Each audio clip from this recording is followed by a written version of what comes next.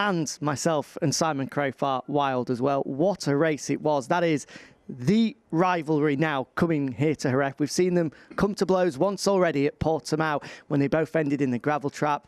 They then left it all out there in Jerez 2 weeks ago. We arrive here now with Martin still leading the World Championship. Jorge Martin, who we did see, of course, crashed out of that Spanish Grand Prix. But all of the talk, all of the newspapers, all of the TV stations, all of the radios want to speak about Marquez versus Bagnaia. And it looks as though, Simon, it's going to rumble on here this weekend and for the rest of the year as well. I'm excited for it. Are you? Of course. I mean, I loved that fight last week. Pecco, absolute class. You know, there's no disputing that. Mark is coming, isn't he? You know, yeah. He's coming. So he was very good here last year. Remember on the Honda, he was giving Jorge Martin a hard time before, you know, losing the front, crashing out. But his bike this year is much better. So you can only imagine what he's going to do on it here at Le Mans this weekend against this man we've got on screen, but also Jorge, who I expect to be strong. I mean, there's a lot I expect to be strong here. I mean, you know, Mav is on a roll and he was very good here last year. There should be a very good scrap, but I expect Mark to continue his steps forward. We'll speak about Mark in a second and what he's going to be able to do, not only this weekend, but for the rest of the year as well. But I think we have to start with the man that was victorious last time out, because a lot of people were already writing off Bagnaia, feeling that maybe the pressure that Mark arriving in Ducati and already chasing him down had put him under, the fact that Jorge Martin had started so strongly, the fact that Enea Bastianini, his teammate, was now back to his best and ahead of him in the World Championship. But boy, did he respond, and in some style there as well. Was that his best MotoGP race to date, the manner in which he won, and with all of the context, all the circumstances surrounding it? Yeah, equal to anyway. I mean, I loved it. I loved what I think I've said before.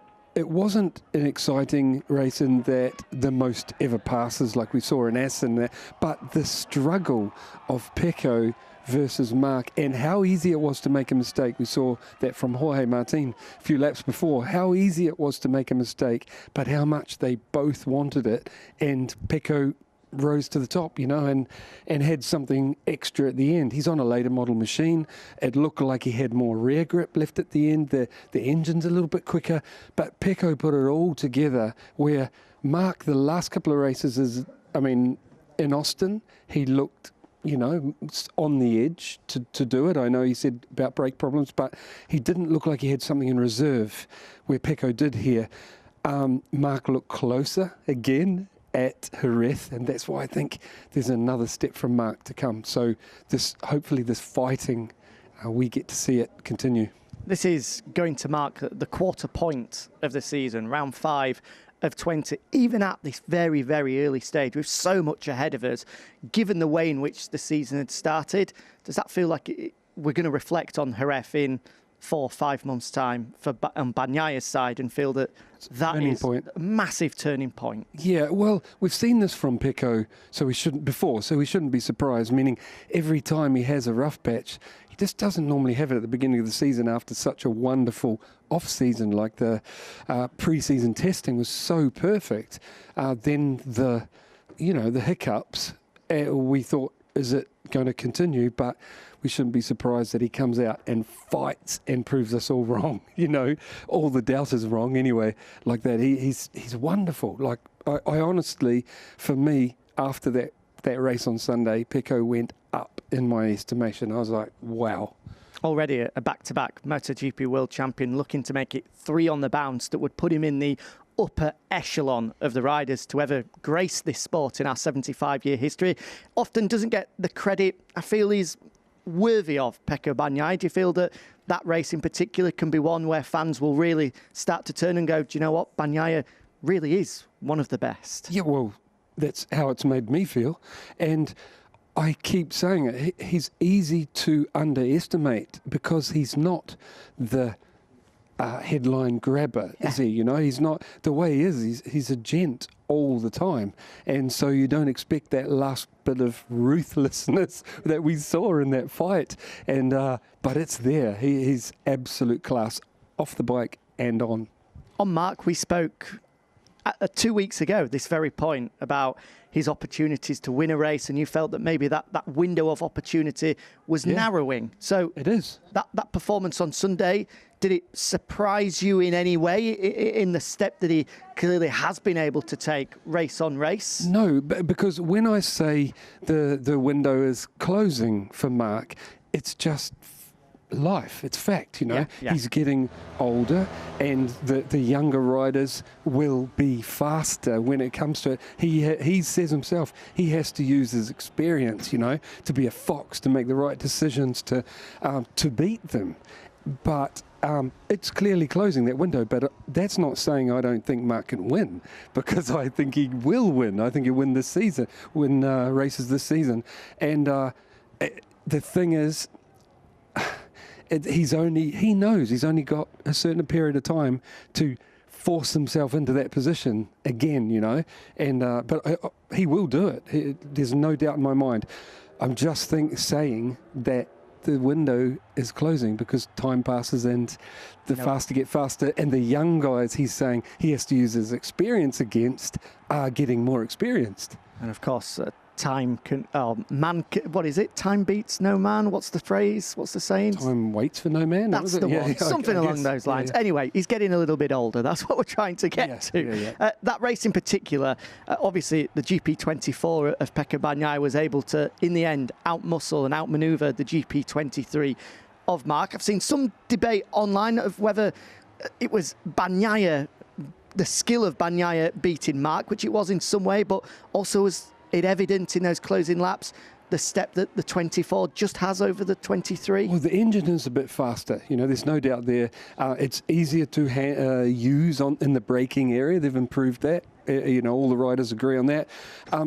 But there is also the fact that Pecco managed that rear tyre so well, you know, maybe bike setting as well, you know, but Mark even alluded to the fact where he was a bit stiff at the beginning of the race, probably didn't help, you know. Pecco was so smooth, so good the whole way through. I think that's a big part of why rear tyres are better at the end. So it's probably a mixture of those two. Looking at the championship picture, just how worried will Mark's rivals be? Seeing him on the podium, seeing him smiling, seeing him dancing, seeing him carefree. Will that be a huge worry for everybody else that this is the Marc Marquez of old? Well, they've been worried since Mark announced he was going to get on the Gresini, you know. I think most people, including riders, have expected to see Mark here earlier. But he's coming on. He'll get there in the end. Of course, a great weekend for those two. Not a good weekend, or not a good Sunday anyway, for the World Championship leader Jorge Martin. We speak about a turning point for Bagnaia. We could look at it as being a huge turning point for Martin. Now 17 points clear. If he'd have held on to that race win, a 30-point swing would have gone in his favour if he would have been able to hold off, which we don't know whether he would have been able to, but he certainly looked good over both Bagnaia and Marquez. It would have been 47 clear with only 4 rounds completed. Instead, that's not the case. It's now only 17. How big of a moment do you think that will be when we come back to it in November in Valencia? I think we saw it all over Gino Borsoi's face. He spoke to me on the grid and said, we know, you know, we've told him he just has to get the points. He has to get it across the line, and it's what he didn't do, you know. And it was a huge turning point. The thing is, he's still got 20-odd, points ahead? 17, okay. Best part of 20 points ahead. He's still in a great position. The thing is, with Jorge, is I feel he's not always as good technically to figure out the bike setup. So there probably was, for example, you know, plucking something out of the air, a little bit more weight on the front and stress that tyre, you know, further into the race, longer than the sprint race, and that front tyre didn't cope with it. They're on the limit. I mean, it happened to Mark in Austin, you know, they pushed that front a little bit too hard. I know there was a brake issue there, but you just got to run wide when you know you brake too late, you know. So what I'm saying is, I think the technical side there's a good chance. The back stepped out a little bit, a bit of a wobble, front just lets go. But what I'm saying is, as the race goes on, if you haven't got your bike setting to look after those tyres, you haven't figured it out, the tyre will tell you and I think that's where he got to, and it's not no one else's fault except Jorge thinking about the end of the race, second part of the race, experience, technical. I'm not bagging Jorge. I really think that they worked on it. They said they did at the test, and I doubt whether he'll make the same mistake again. He'll try and figure that out, so he's ready to fight in the long races, but we'll see. We will. Momentum is everything, not only in our sport, in sport, full stop. This is where Jorge really got his season starting to roll in 2023. From here, we went on to Mugello, to the Saxon Ring, to Assen, where he started to grow into the Jorge Martin that turned him into a title contender. Just like we were saying 2 weeks ago about Pecco Bagnaia, is this, again, now a big weekend for the World Championship leader to get that momentum and get that rhythm going again? I just said I don't think Jorge will do it again this season. I heard myself and then I doubted it, What I'm saying, it's so hard to get right. And Pecco is so good at it, if it doesn't, he's had crashes in this point. Remember in India, he's done it as well. It's so easy to do.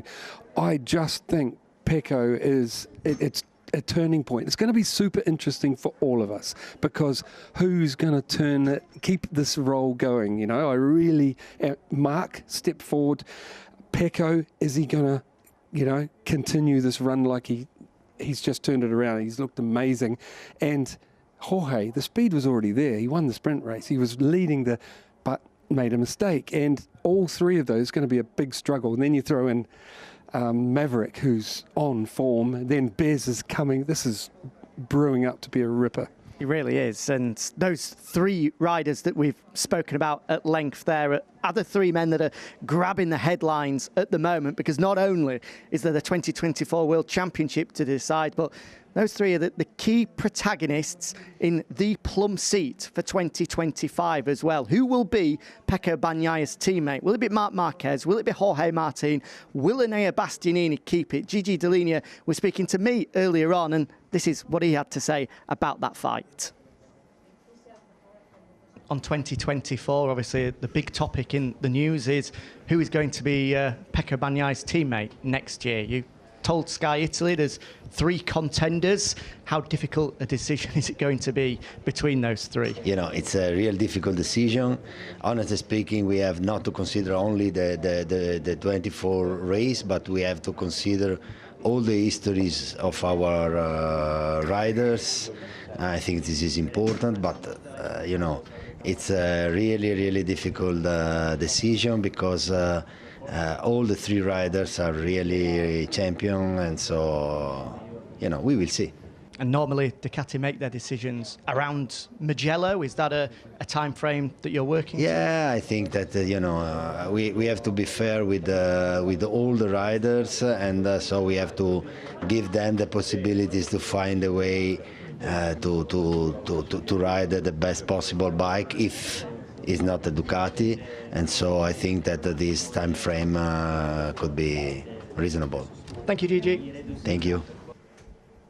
Two big things coming out of that. One that raised my eyebrows and one that raised yours, listening to that for the first time. Dall'Igna saying, we are not making our decision only on 2024, but the history of the riders. When he said that to me, my first instinct was Marc Marquez is going to be Pecco Bagnaia's teammate. Well, I read exactly the same, but maybe didn't mean it quite. But there was only one thing to read into that, wasn't there? I mean, Mark has all the history, and look, maybe he's, looking at the last years. That's what he meant. If we could be reading it wrong, but. Wow, yeah, I read the same as you. A big statement, and interestingly at the end as well, that a decision is going to be made around the Mugello time, saying that gives riders to find time to find a seat elsewhere. Delinia holding his hands up and saying, we expect that we're going to lose some of our talents this year, meaning that whoever doesn't get that factory seat alongside Pecco Bagnaia, whether it be Enea Bastianini, Jorge Martin or Marc Marquez, is expecting at least one, maybe two of those to be elsewhere next year. Yeah, because they're so sought after. They're his choices, you know, they're contenders for the second Ducati factory seat for a reason. They're great riders, and other manufacturers will be looking at them. The thing is, if you're looking at it purely on performance right now, which is what we were all doing until Gigi said that, you have to look at all three. But if you're looking at it from history or a marketing point of view, Marc is the choice, isn't he? You know, he gets all the headlines. You know, it's wow. But in terms of trying to keep that team ethos together, you've got already a two-time MotoGP world champion, the man that's brought the championship back to Bologna. Surely the last thing that Bagnaia wants is Marquez in the other side of the box. That would be a huge decision with massive implications. Yeah, but sponsors play a part as well, and I think Pecco can handle it. Well, it's going to be fascinating to watch that all unfold, that all part of the story that is leading us here to Le Mans, with Martin leading the World Championship ahead of Bagnaia, but Enea Bastianini, who I've mentioned, he is still in that fight to try and remain next to Bagnaia next year. And so far, despite being third in the World Championship, despite having a couple of podiums to his name, has been largely under the radar. But Bagnaia in particular, when speaking to the media earlier on today, said, Enea's my pick for this weekend. He, of course, has taken victory here before, and you do feel like a big result is coming for Enea Bastianini. Well, for Pecco to say that, he knows more than we do. And I listened to Pecco's debrief Enea's debrief after the Jerez test, and he was really confident they'd made a good step forward on his weakness of this year, which is braking area. And if Enea is confident on the brakes, he's one of the best. And this circuit, Le Mans, is a lot about braking. So, yeah, I believe Pecco. Of course, another contender, the man that we heard from in the podcast earlier on, extremely confident, and so he should be as well, given the fact that he was our last victor here at Le Mans, fresh off what you felt was a hugely important podium, Marco Bezzecchi. You feel that if that progression can continue, he's another name to throw into the mix. Yes, but I think there's one more step. Okay. There's one more step for Marco. I love Marco. You know, I want him to make it, but I think there's one more step in his progression on this machine to give him the confidence to fight for the win. You know, and yes, I hope it's this weekend that he finds it. I would be more confident about Enea because of what he said after the test, meaning he's made in the area he was struggling, he's sorted it. So we'll soon see when we get going here if it was, you know, the tests obviously often have a better level of grip and give the rider a false sense of security, you know, in areas of weakness, or he really did make that step forward on the 24 machine. And this is the perfect place for Enea to really show the step that he has taken, given just how impressive he was in 2022. Of course, how can we forget the fight that they had with Bagnaia on that day? That felt like a big momentum swing on that particular afternoon. You mentioned the test there. I think the press conference is going to get underway very soon indeed, so we're not going to have a chance to really get stuck into what we saw at the post-Spanish Grand Prix test, because there was fairly interesting items brought by our two sort of Japanese giants that are struggling at the moment, both Honda and Yamaha, bringing brand new machines. But unfortunately, quickly, Simon, because I don't think the other two are here just yet. I'll run through it in the commentary on the time I'll spend in the box over Friday and Saturday. I'll run through what I can there. But for those that are joining us for the first time, wasn't the step that either of them were wanting. No, I mean, Yamaha, there were some positive things there. Their aero was a step forward, maybe not as much as the riders wanted. The chassis was debatable whether it was, but they did make some steps. The Honda steps weren't there with their new machine, no. And we've got new regulations for us to talk over as well. 2027 regs have officially been announced. If you haven't seen the news, then go check out MotoGP.com or our social media channels where you'll be able to see a full overview. But the good news is, on the most part, a reduction in aero, devices completely taken away.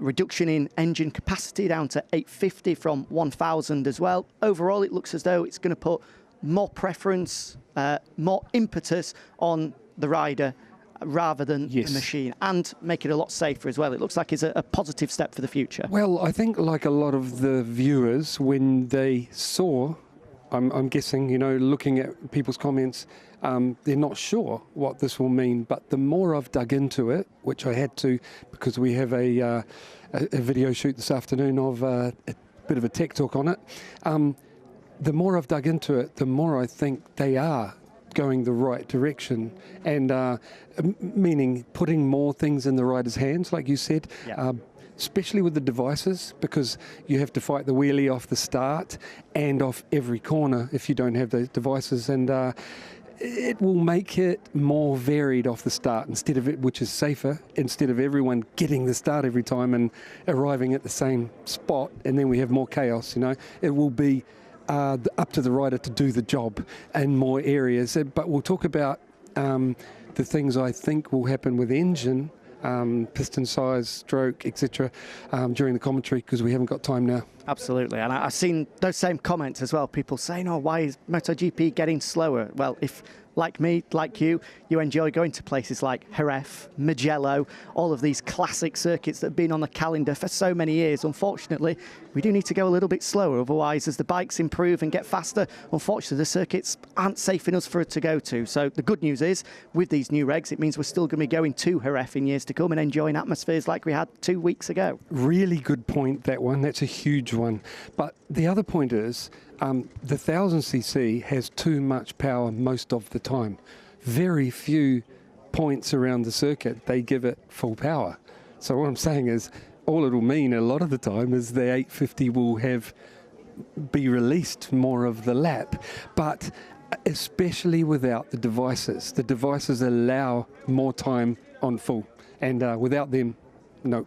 There we go then. All three of our key championship protagonists ready to go. This is going to be an interesting one. The pre-event press conference ahead of this. The Grand Prix of France, as ever, hosted by Matt Burt.